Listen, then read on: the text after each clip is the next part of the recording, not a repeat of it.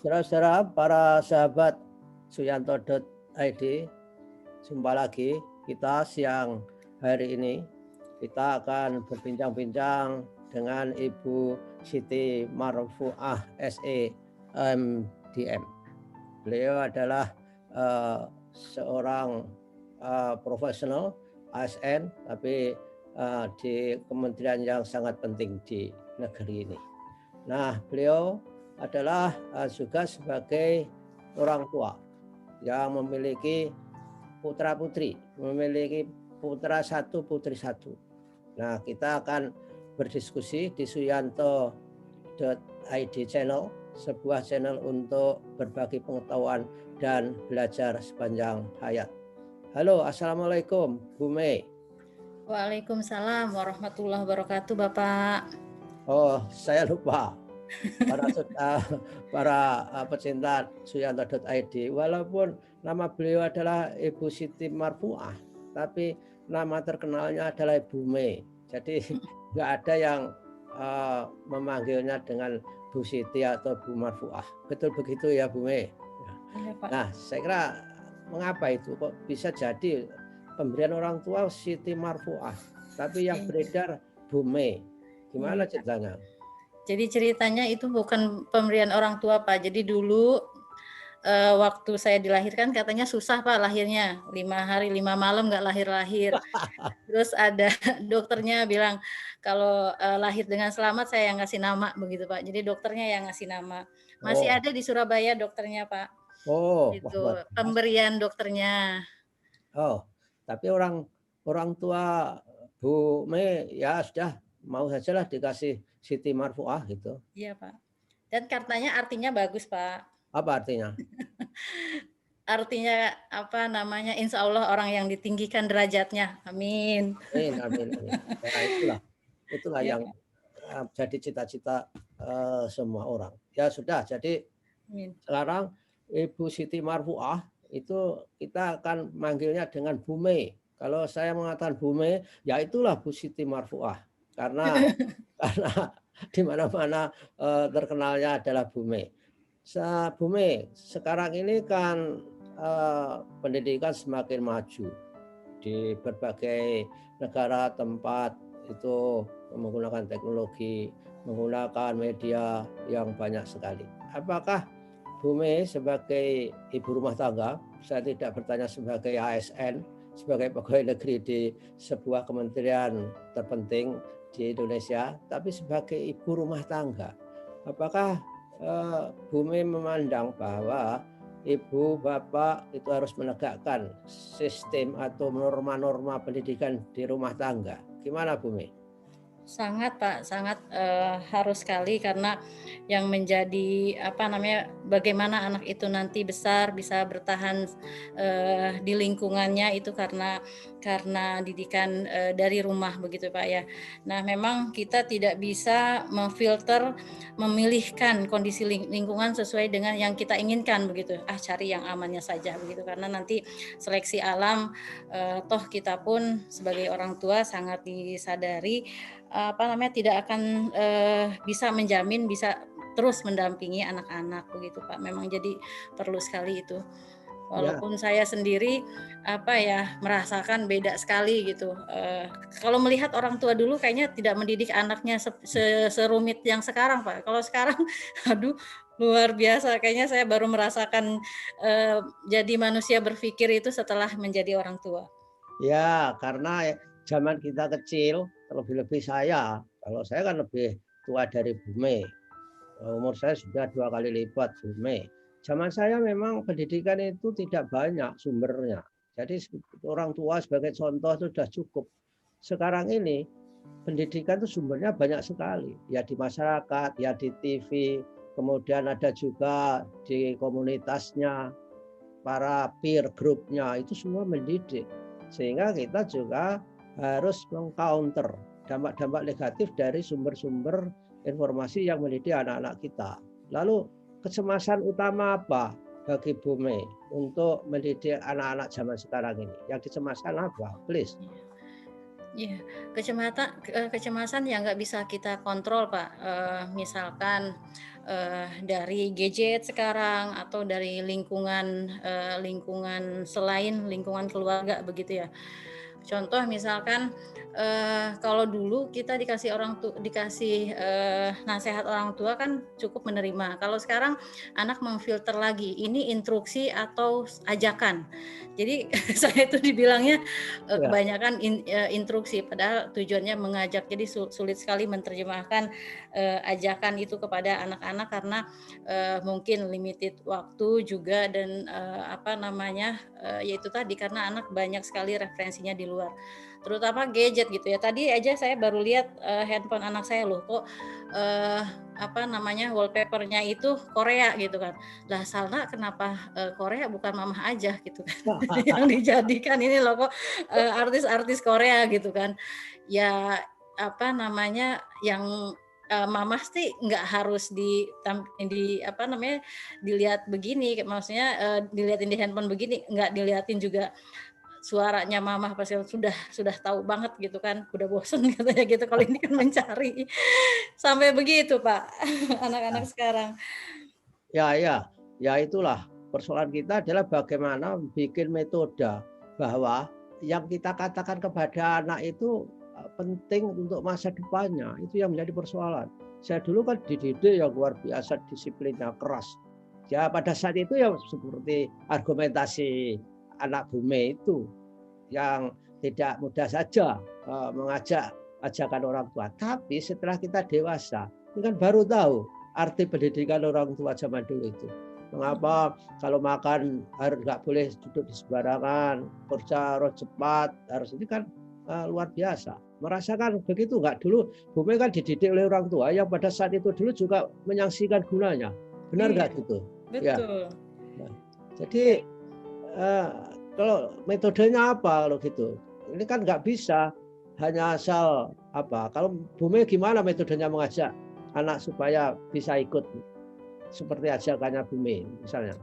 Ya, harus terlibat, Pak. Maksudnya jadi, kita juga melakukan hal yang sama gitu. Contoh sederhana, anak-anak sekarang kan lebih tertarik megang gadget gitu daripada aktivitas fisik lainnya. Padahal anak-anak itu kan usia, remaja itu perlu aktivitas fisik begitu ya, Pak, olahraga dan lain sebagainya.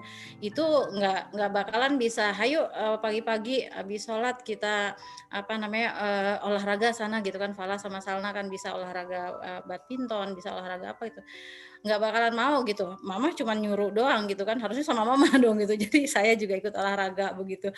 Nah, hal-hal seperti itu, kalau sekarang itu memang kitanya sendiri, Pak, yang harus juga melakukan, jadi turut, merasakan begitu. Nah, eee, pernah anak saya yang lelaki itu kan, Pak, perasa sekali ya, falah itu. Jadi saya, pulang kerja begitu kan, malam-malam jarang sekali, apa namanya, isinya memang hanya instruksi dan ngecek gitu. Nah, anak saya sampai bilang, "Mama, apa bedanya aku sama kucing?" Gitu kan, cuman dikasih makan, dikasih tempat buat tidur gitu kan, dikasih minum, terus, cuman disuruh apa, "Mama datang sebentar, cuman instruksi gini-gini," terus apa bedanya gitu.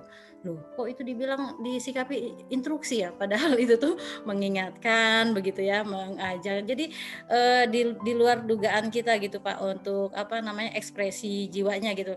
Kalau kita kan mana pernah bisa apa namanya, dulu bisa terbersit pikiran seperti itu. Nah, anak sekarang tuh jadi, ingin ke apa ya, ingin lebih perhatian dan lain sebagainya. Jadi metode yang tepat itu ya kalau bisa ada waktu ya memang bersama-sama gitu. Itu yang sulitnya, padahal challenge-nya kan sekarang kita harus berbagi waktu gitu kan.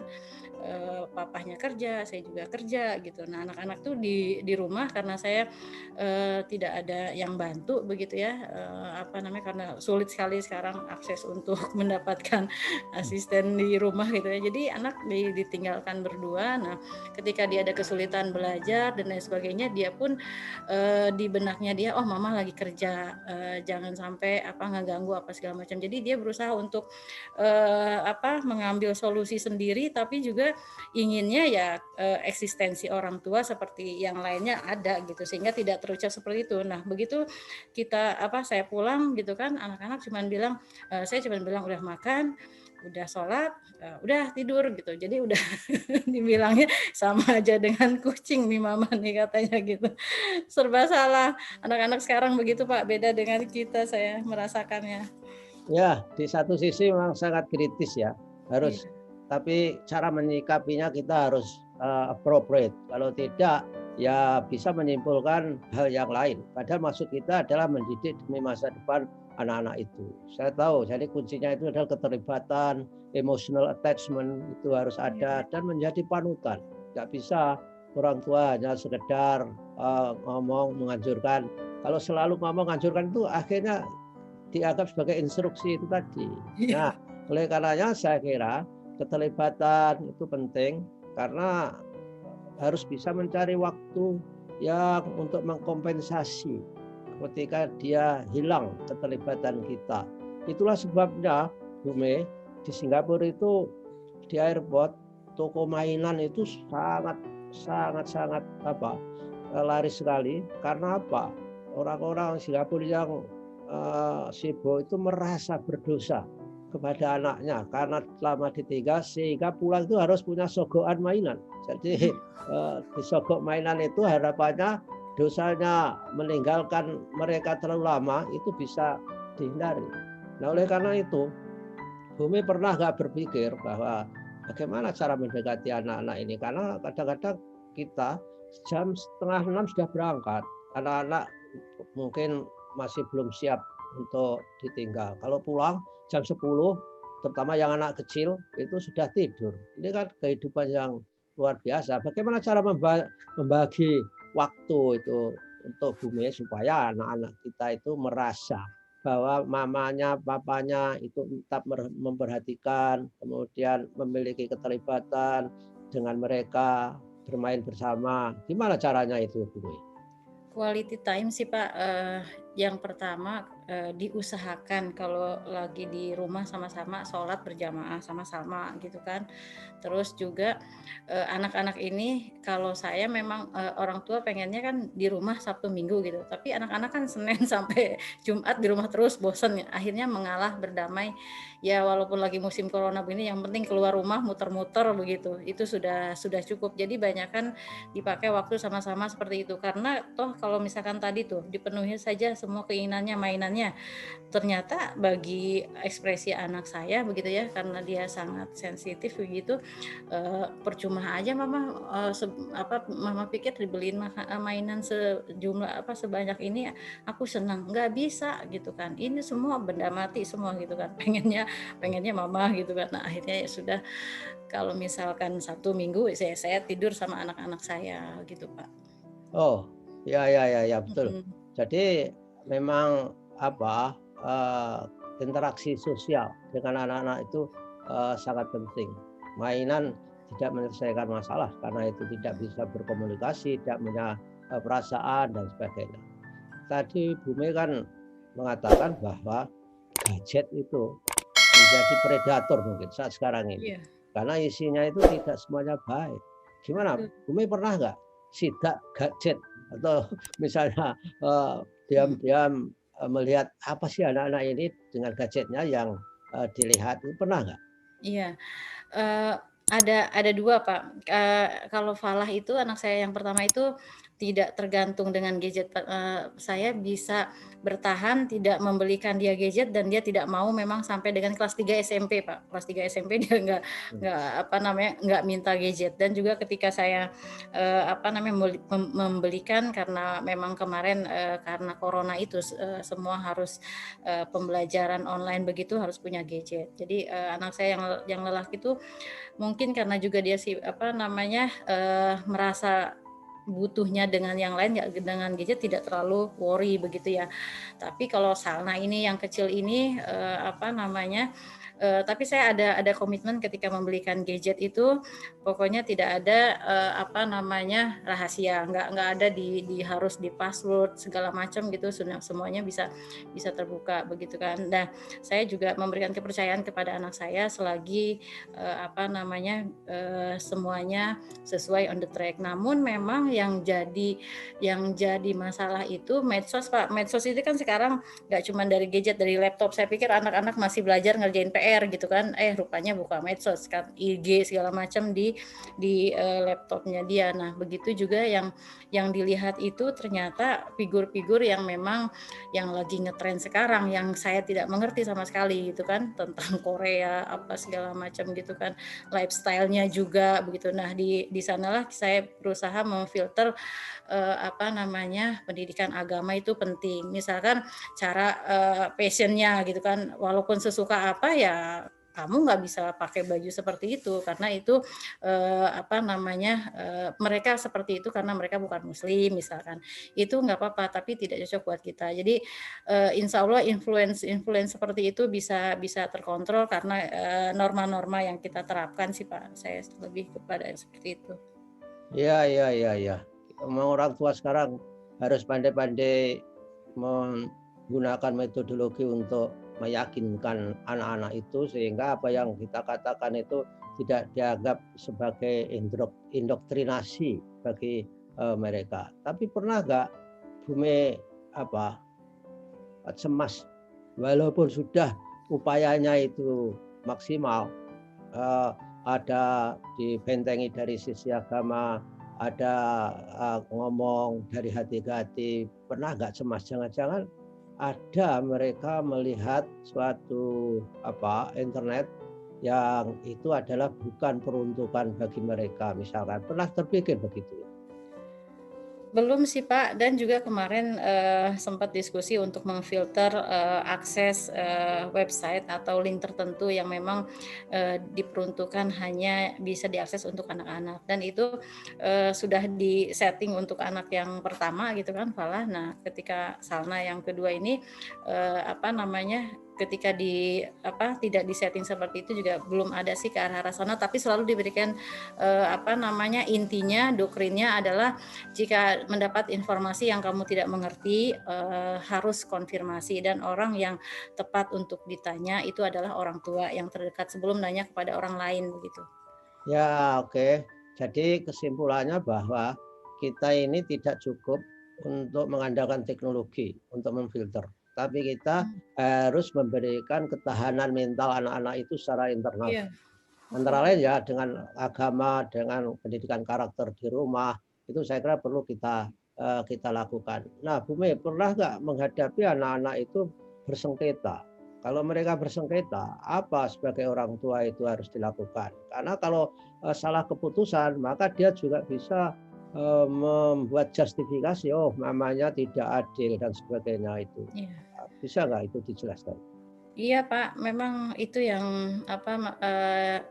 sebelum membandingkan kepada yang lain pasti membandingkan ke ke kakaknya gitu ya, atau Falah ke adiknya begitu. Bahkan selalu bilang lebih sayang adik Salna daripada kakaknya, atau kakaknya bicara yang sebaliknya. Dan ketika juga diberikan penjelasan segala macam kan, anak sekarang logikanya jalan Pak ya. Jadi pikirnya selalu itu mitos, nggak jauh-jauh dengan mitos, atau tidak bisa cukup dengan nggak boleh begitu sama yang lebih tua, kita harus harus saling hormat, saling sayang, apa segala macam. Nah, itu memang agak sulit, memang harus memposisikan diri seperti anak saya itu misalkan hobi sepatu Pak, dia ukurannya sudah 47,5, jadi begitu dapat sepatu itu harus dapat gitu, padahal Angkat kaki harganya ya? lumayan.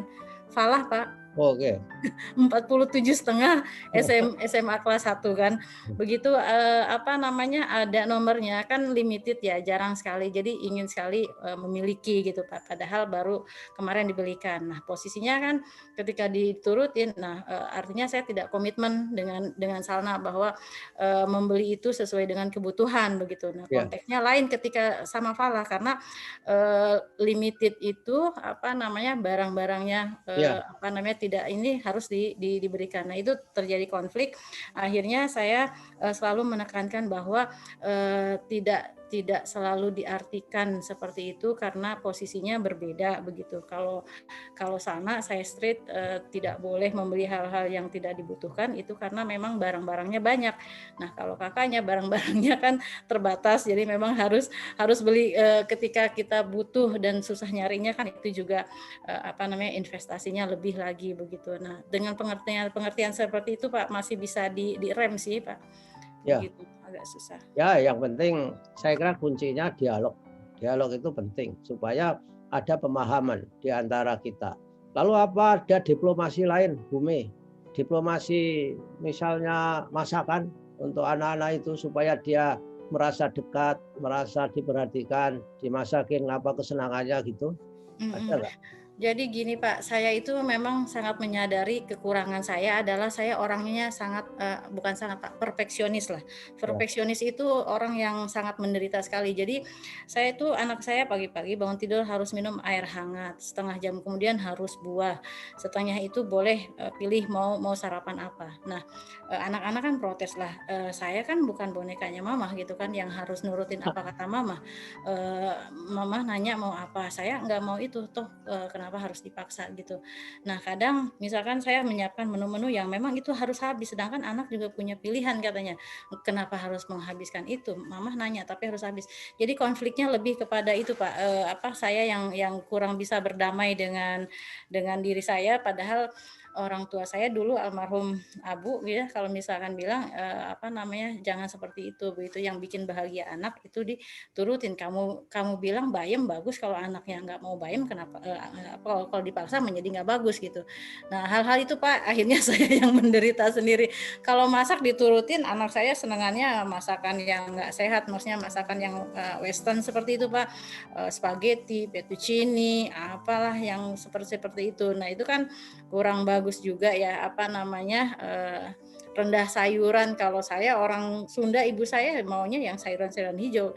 Nah akhirnya eh, saya instruksi jatuhnya. Nah itu Pak, instruksi harus jadi tidak menyenangkan lagi, jadi beban juga bagi anak untuk makan. Tapi saya kasih kebebasan Sabtu Minggu untuk dia bebas, nggak perlu dengan aturan yang tadi. ya, ya. Saya kira caranya adalah di samping perfeksionis supaya bisa di-share dengan orang yang non perfeksionis, ya harus memberi pengetahuan, diedukasi saya kira. Tapi tidak serta merta terus dikasih lalu suruh makan. Mungkin perlu pengetahuannya mengapa makan ini harus dijelaskan saya kira. Nggak ada penjelasan atau selama ini. Udah Pak, sudah hatam katanya, "Mama itu, teori tahun berapa? Mama emang ahlinya apa?" Katanya gitu Pak. Aduh, Ya, ya luar biasa. itulah keadaan anak sekarang. Tapi dari sisi yang lain kita bersyukur anak-anak kita itu kritis dan itu salah satu persyaratan hidup di abad 21 kan harus ada critical thinking. Kalau anak-anak nurut saja itu juga kita sedih juga. Saya kira itu memang tantangan orang Bumi, tantangan orang Mhm, hidup selalu begitu. Jadi sehingga selalu saja ada pepatah the other fine looks greener misalkan saja. Seperti orang lain itu enak-enak hidupnya tapi sebenarnya belum tentu enak juga dalam mhm. menghadapi bagaimana interaksi orang tua dengan anak-anak mereka itu. Lalu yang paling diprotes apa anak-anak itu sebetulnya? Kalau menurut Bumi selama ini terhadap keberadaan orang tuanya itu hanya masalah makan, instruksi atau ada yang lain? Ya, karena memang anak-anak sekarang itu suka membandingkan dengan yang lain ya, misalkan anak orang lain dikasih kebebasan, anak-anak yang lain itu kan usia SMP itu sudah bisa motor, sudah bisa kemana-mana begitu ya Pak ya. Nah karena saya Ya. ini orangnya protektor banget gitu kan, jadi eee, belum belum bisa seperti itu. Nah juga keinginan-keinginan yang memang anak-anak sekarang misalkan Sabtu Minggu gitu kan, jadwalnya ngumpul-ngumpul sama teman-teman. Nah selagi saya bisa ngumpul sama anak-anak ya udah sama saya aja gitu. Makanan juga begitu, saya selalu sebelum berangkat kerja saya menyajikan biar anak-anak makan dari nggak pakai jajan lah istilahnya. Tapi kan anak-anak sekarang melihat orang lain jajan gitu, maksudnya bebas, semaunya dia kan kalau sekarang mau apa aja. Nah kembali lagi kalau dibebasin nggak bagus juga, itu pun nggak bagus menurut saya gitu, kalau menurut anak beda lagi. Ya seperti itulah Pak, komunikasinya agak-agak susah sekarang anak-anak nih. Ya itu kan upaya sudah maksimal Bu Mei lakukan. Apa usaha lain yang harus dilakukan? Mungkin kalau saya itu mendoakan saya kira ya. Kalau sudah sesuatu dilakukan secara maksimal, mungkin kita pasrah. Apa yang didoakan Bu Mei untuk anak-anak? Kapan saatnya berdoa? Iya Pak, wajib minimal lah itu mah apa namanya 5 waktu itu sholat. Memang anak-anak ini kan setelah kita jadi orang tua itu kan ternyata semuanya itu untuk anak ya. Kadang saya merasakan, waduh, namanya usia tidak tahu gitu kan, anak-anak saya nanti sama siapa begitu kan. Nah itu saya makanya berusaha untuk apa namanya mendoakan dan contoh mendoakan kepada anak-anak ya, terutama mendoakan orang tua saya dulu gitu sebelum mereka mendoakan saya begitu. Jadi saya mungkin nanti doa mendoakan orang tua yang wajib itu aja, tapi mendoakan orang-orang tua saya yang memang dekat sama anak saya begitu. Iya, iya, oke lah. Terima kasih Bu Mei. Saya kira kita sudah cukup banyak berbagi pengetahuan di sini. Mudah-mudahan bisa menginspirasi banyak orang, Bu Mei. Terima kasih. Saya senang bersama Bu Mei membicarakan banyak hal di sini. Dan oleh karena itu saatnya kita berpisah. Sampai ketemu lagi Bu Mei. Assalamualaikum warahmatullahi wabarakatuh. Waalaikumsalam warahmatullahi wabarakatuh. Matur nuwun, Prof. Sehat-sehat. Terima Amin. kasih.